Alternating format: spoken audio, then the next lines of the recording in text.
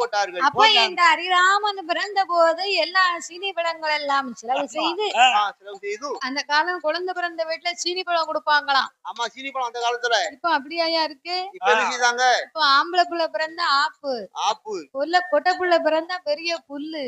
புல்லு பாட்டு. சாயங்காலம் மாப்பிள உனக்கு ஆம்பளை பிள்ளை பிறந்திருக்காமல்ல? ஆமா, எனக்கு பிறந்திருக்கு. என் வீட்டுக்காரிக்கு பிறந்திருக்கு.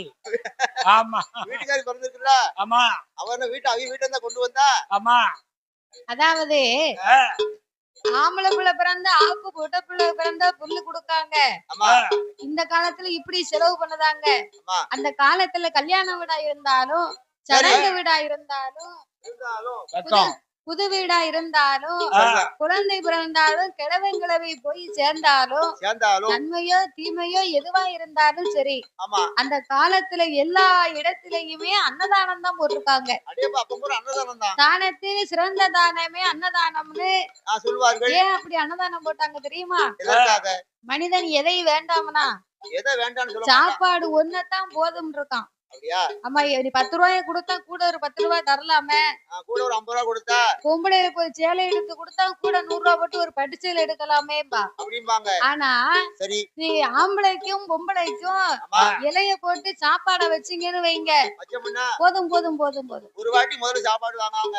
ஆமா, சாம்பார் வாங்கி சாப்பிடுவாங்க. ரெண்டாவது சாப்பாடு வாங்குவாங்க. ஆமா, வத்த குழம்பு வாங்கி சாப்பிடுவாங்க. மூணாவது கொஞ்சம் சாப்பாடு வாங்கி ஆமா அது ரெண்டா பிரிச்சு கொஞ்சம் ரசம் வாங்கி சாப்பிடுவாங்க. அந்த பாதி சோத்தை ஆமா மோர் வாங்கி சாப்பிடுவாங்க. சாப்பிட்டு முடிச்ச உடனே ஆமா இந்த நக்கல் இருக்கு பத்தில நக்கலா பாயாசம்.